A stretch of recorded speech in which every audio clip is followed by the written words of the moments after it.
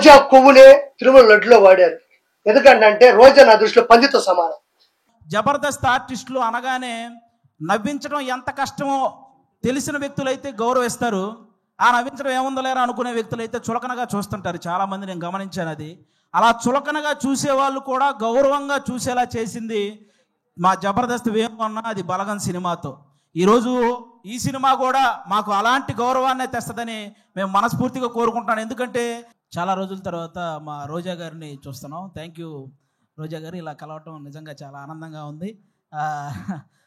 బేసిక్గా అందరూ యూట్యూబ్లో రోజా గారిని హైపరాది ఏమన్నాడో తెలుసా అని రాస్తుంటారు కదా. నేను ఎప్పుడు ఏమనలేదండి ఆవిడని, నిజంగా ఎప్పుడు ఏమనలేదు. కానీ మీరు రాసుకొని సరే వ్యూవర్షిప్ కోసం మీరు రాస్తుంటారు. ఓకే, ఈరోజు తెలుగు సినిమా నిజంగా చాలా చాలా చాలా బాగుంది. ప్రజెంట్ ఇంకా ఇంకా బాగుంటుంది. ఎందుకంటే నిన్న సాయంత్రం పుష్ప 2 అని ఒక ట్రైలర్ వచ్చింది. అబ్బా, ఆ అల్లు అర్జున్ గారి హార్డ్ వర్క్కి, అలాగే మన సుకుమార్ గారి డెడికేషన్కి మనందరం నిజంగా హ్యాట్స్ ఆఫ్ చెప్పుకోవాలి. రేపు డిసెంబర్ 5వ తేదీ ఒక నేషనల్ అవార్డు విన్నర్ చేయబోయే ఇంటర్నేషనల్ పర్ఫార్మెన్స్తో థియేటర్లు బ్లాస్ట్ అవ్వబోతున్నాయి.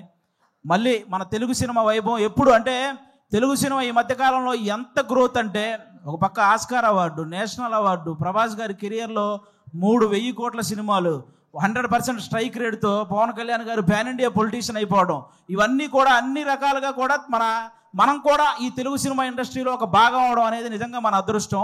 ఇప్పుడు ఈ కేశవ చంద్ర రమావతి, ఈ కేసీఆర్ సినిమా గురించి మాట్లాడే ముందు ఒక వ్యక్తి గురించి, ఒక సినిమా గురించి నేను ముందుగా చెప్పాలనుకుంటున్నాను. 2013లో జబర్దస్త్ ప్రోగ్రాం ద్వారా ఒక వ్యక్తి నవ్వించడానికి వచ్చాడు.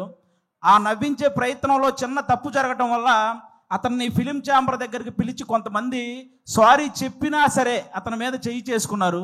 ఆ రోజు అతనికి ఎన్ని దెబ్బలు తగిలినాయో తెలియదు, కానీ అతను మాత్రం చూసి చూసి చూసి ఒకే ఒక్క దెబ్బ కొట్టాడు. దాని పేరే బలగం. ఎక్కడైతే అవమానం జరిగిందో అక్కడే అతనికి మళ్ళీ సన్మానం జరిగింది. జబర్దస్త్ వేణు అని చిన్న చూపు చూసే స్థాయి నుంచి బలగం వేణు అని అందరూ తన వైపు చూసే స్థాయికి ఎదిగిన మా జబర్దస్త్ వేణు అన్న మీ అందరికీ తెలుసు. ఆయనే బలగం సినిమా తీశారు. అంటే ఈ ఇండస్ట్రీలో మంచి హిట్ తెచ్చుకోవటం పెద్ద విషయం కాదు, కానీ మంచి హిట్తో పాటు మర్యాద కూడా తెచ్చుకున్న డైరెక్టర్ మా వేణు అన్న. ఎందుకు ఈ మాటలు చెప్తున్నానంటే, నేను thank you so much Rakesh for inviting here. Firstly cinema కంటే ముందు చెప్పాల్సింది, నేను జబర్దస్త్ కంటే ముందు మ్యాజిక్ షోస్ చేసేటప్పుడు రాకేష్ జీ నాది అప్పటి నుంచి జర్నీ మాట. నేను మ్యాజిక్ షో చేసేటప్పుడు బర్త్డే పార్టీకి తను వచ్చి మిమిక్రీను వెంట్రలాక్టిజం చేసేవాడు. సో అక్కడి నుంచి పరిచయం. సో అక్కడి నుంచి తన కెరియర్ ఫైట్ చేసుకుంటూ వచ్చి జబర్దస్త్లోని ఒక టీంలోని కంటెస్టెంట్గా జాయిన్ అయ్యి, తర్వాత టీమ్ లీడర్ అయ్యి, తర్వాత ఇప్పుడు ఒక సినిమా ప్రొడ్యూస్ చేసి ఒక సినిమా రిలీజ్ చేస్తారంటే మామూలు విషయం కాదు. It's an inspiring journey Rakesh. All the very best and God bless you. అంటే జబర్దస్త్ చేస్తున్న సేపు బాగానే ఉంది. రాకేష్ లైఫ్లోకి ఒక లక్ష్మీదేవి వచ్చింది, సుజాత సినిమా తీశాడు. ఇప్పుడు ఇంకో లక్ష్మీదేవి వచ్చింది, సినిమా రిలీజ్ చేస్తున్నాడు. ఆ లక్ష్మీదేవితో పాటు డబ్బులు కూడా రాకేష్కి తిరిగి రావాలి, కొన్న ప్రొడ్యూసర్స్కి, డిస్ట్రిబ్యూటర్స్కి, వాళ్ళందరికీ కూడా తిరిగి రావాలని మనస్ఫూర్తిగా కోరుకుంటున్నాను. ఎందుకంటే తన కష్టాన్ని దగ్గరలో ఉంచి ఇక్కడున్న జబర్దస్త్ నుంచి వచ్చిన ప్రతి ఒక్కరు కూడా ఎంత కష్టపడ్డారు, ఎక్కడి నుంచి వచ్చారు అనేది తెలుసు.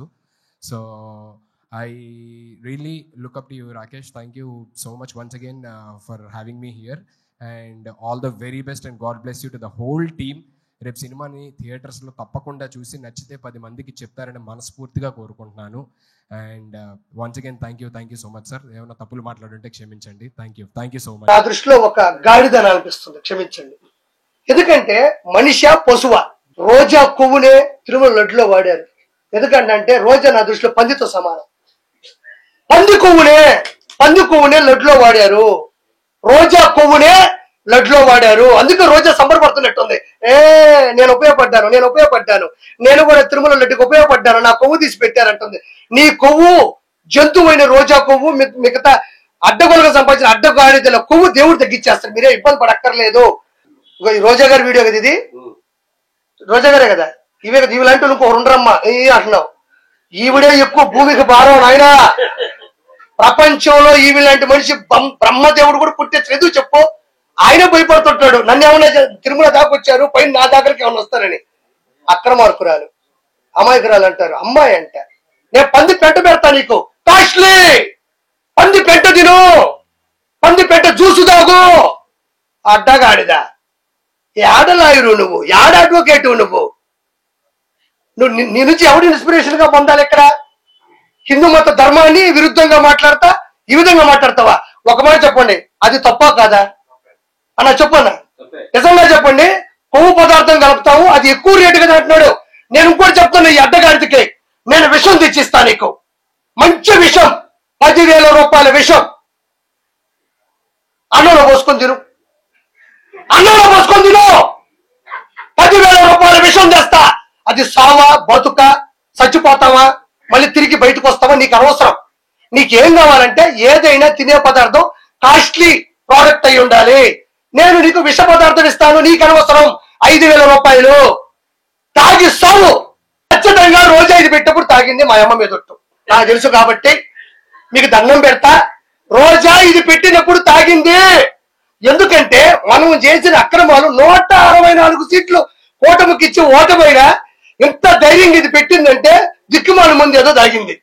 తాగకపోతే అంత నిషాలో తప్ప ఇది పెట్టలేమన్నాము. అమ్మ మీద ఉంటే చెప్తున్నా, నిషాలో ఉంది కాబట్టి ఇది పెట్టింది, కానీ ఎవరు టేస్ట్ చేయలేకపోయినారు దీన్ని. అంటే తిరుమల లడ్డు టీడీపీ కుట్రాన్ని పెట్టగలిందంటే తాగుంది. ఒక్క నిమిషంలో లైవ్ అయినా పర్లేదు, జనాలు కావాల్సింది నిజాలు కాబట్టి. ఇగో తిరుమల లడ్డు మావాడి కుట్ర ఇదోండి. తెలియక పాపం నీ తల్లిదండ్రులు లక్ష్మీ పార్వతి అని పేరు పెట్టారు. ఎంత పెద్ద పేరు అయ్యాదే, లక్ష్మీ పార్వతి. హిందువుల్లో ఒక పేరు ఇది గొప్ప అనుకుంటే ఇలాంటి నంగనాచిక అలాంటి పేర్లు పెట్టాల్సి వస్తుందంటే వాళ్ళ తల్లిదండ్రులే నిన్ను చిన్నప్పుడే చంపేసి ఉండేవాళ్ళు. లేదంటే ఆ పేర్లు పెట్టకుండా నంగనాచి, నన్ను నమ్ముకో, ఉన్నదమ్ముకో, ఇలాంటి పేర్లు పెట్టుండేవాళ్ళు లక్ష్మీ పార్వతికి. అంటే ఈవిడ గురించి అందరికీ తెలిసిందే, చాలా తెలియాలి. ఈ రోజుకు కూడా బతికి ఆ కుటుంబం పరుగు తీసే వ్యక్తి ఎవరైనా ఉన్నారంటే ఈ మనిషి. ఆయన పట్టుకొని వాడు గీడు అంటది. అంటే కేవలం ఏమీ లేదు, ఆ రోజుల్లో ఈవిడ నుంచి కుటుంబాన్ని కాపాడడంలో చంద్రబాబు నాయుడు గారు ఏదైతే మంచి పని చేశాడో, ఎంతైతే గొప్ప పని చేశాడో, ఆ పనిలో ఈవిడ నలిగిపోయింది. ఈవిడ అనుకున్నటువంటి ఆటలు సాగల. అందుకని చంద్రబాబు నాయుడు గారు ఈవిడికి వ్యతిరేకి. దాని తర్వాత ఈరోజు హిందూ దేవాలయాల మీద ఎలాంటి దాడులు క్రిస్టియన్స్ చేస్తున్నారు అనేది నిన్న కూడా ఎవరో చెప్తున్నారు, వామ్మో క్రిస్టియన్స్ని ఇబ్బంది పెడుతున్నారు హిందువులు అని. దాని గురించి కూడా మాట్లాడితే ఇదిగోండి చూడండి, ఇది ఒరిజినల్ అవుట్పుట్. ఇది హిందూ దేవాలయాల మీద క్రిస్టియన్ మతస్థులు చేసినటువంటి దాడులు చాలా ఉన్నాయి. ఒక 5 వినిపిస్తాను నేను కూడా.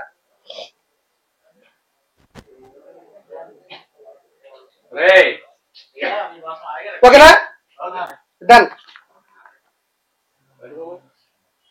గుంటూరు దుర్గగుడి ధ్వంసం 14 నవంబర్ 2019. పిఠాపురం ఆంజనేయ స్వామి గుడి 23 విగ్రహాల ధ్వంసం 21 జనవరి 2020. నెల్లూరు జిల్లా కొండపెట్రకుంటలో ప్రసన్న వెంకటేశ్వర ఆలయ రథం దగ్ధం 14 ఫిబ్రవరి 2020. అంతర్వేది శ్రీ లక్ష్మీ నరసింహస్వామి రథం దగ్ధం 6 సెప్టెంబర్ 2020. గుంటూరు జిల్లా వెల్దుర్తి గ్రామం నుండి గొండ్లపాడు వెళ్లే దారిలో కొండపైన ఉన్న నాగమయ్య గుడిలో దేవతా ప్రతిమల ధ్వంసం 16 సెప్టెంబర్ 2020. ఈ విధంగా 1, 2 కాదు, మచ్చు తొలక 21.